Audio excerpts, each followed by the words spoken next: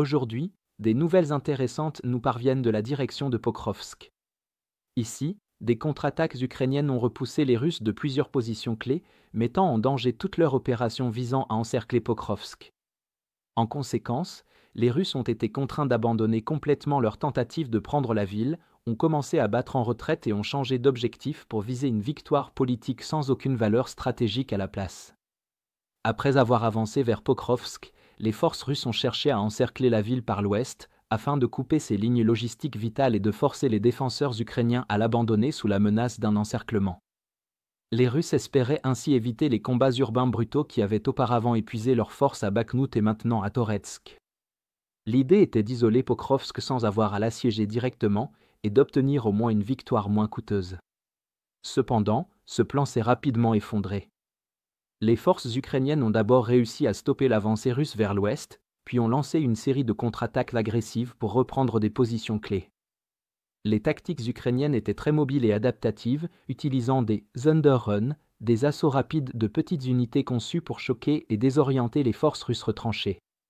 L'un des premiers coups majeurs a été porté à Kotlin, où les Ukrainiens ont mené des attaques rapides pour perturber la présence russe dans le village et sa zone industrielle environnante. Ils ont réussi à isoler les troupes russes tenant ces zones, les forçant à abandonner leur position sous des frappes incessantes de drones ukrainiens et un harcèlement constant de l'artillerie.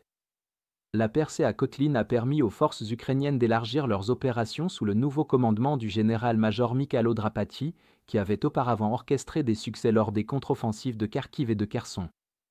Les Ukrainiens ont alors recentré leurs efforts sur la paralysie de la logistique russe en perturbant systématiquement les lignes d'approvisionnement. Alors que des dizaines de routes dans ce secteur se retrouvaient rapidement jonchées de véhicules détruits et de pertes humaines, les Ukrainiens ont rendu presque impossible pour les unités russes de recevoir des renforts, de la nourriture ou même de l'eau, les troupes russes étant contraintes d'utiliser des chevaux et des ânes pour livrer les fournitures de base. En exploitant cette situation et leur supériorité dans la guerre par drone, l'Ukraine a poursuivi son avancée et a repris des positions cruciales autour d'Uspenivka, Udakne, Pischan, Shevchenko, Dachansk et Lizivka, repoussant les forces russes loin des abords de Pokrovsk. Le résultat de ces contre-attaques ukrainiennes a été décisif, l'activité russe sur le flanc ouest ayant nettement diminué. Au départ, les Russes envoyaient un flux constant d'infanterie à travers le saillant, tentant de repousser les Ukrainiens et d'empêcher leur progression. Cependant, cette stratégie suicidaire ayant rapidement entraîné des milliers de pertes inutiles, les rapports des services de renseignement indiquent que les commandants russes ont désormais complètement abandonné toute offensive sérieuse sur le flanc ouest de Pokrovsk. Reste à savoir si ce repli constitue une étape vers un retrait plus large ou s'il s'agit simplement d'une réaction face à des pertes écrasantes.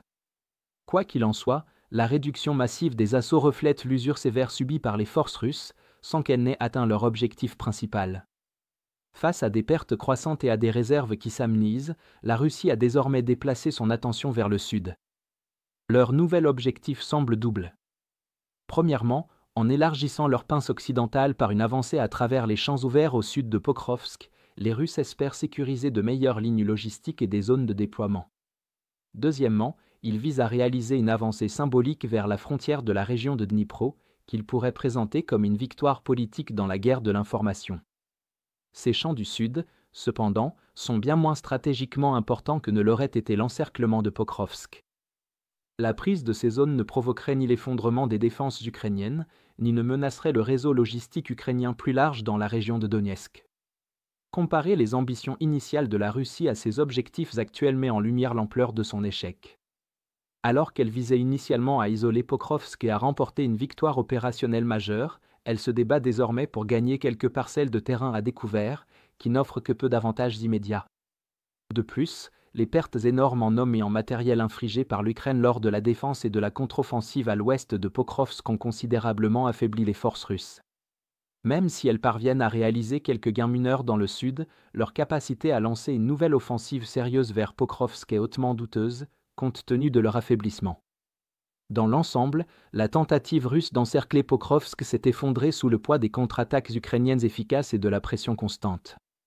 Forcées d'abandonner leur plan grandiose, les forces russes poursuivent désormais des objectifs bien moins ambitieux, capturant des champs largement vides et sans valeur stratégique. La ténacité et l'ingéniosité tactique de l'Ukraine autour de Pokrovsk n'ont pas seulement neutralisé une offensive russe majeure, elles ont également contraint le commandement russe à adopter une posture affaiblie et réactive, ce qui pourrait avoir des conséquences à long terme sur leur plan de campagne plus large dans le Donetsk. Et enfin, notre plus grande promotion à -50% touche à sa fin, il ne reste plus que quelques jours. C'est votre dernière chance d'accéder pleinement à nos aperçus exclusifs sur tous les fronts et à nos vidéos de géopolitique stratégique, le tout à moitié prix. Si vous souhaitiez soutenir nos efforts mais n'en aviez pas encore eu l'occasion, c'est le moment idéal pour vous lancer et faire une réelle différence. Alors, consultez le lien dans la description pour rejoindre notre cause et devenir un membre exclusif de notre communauté. Je suis profondément reconnaissant envers tous ceux qui nous ont rejoints, votre soutien compte énormément pour nous.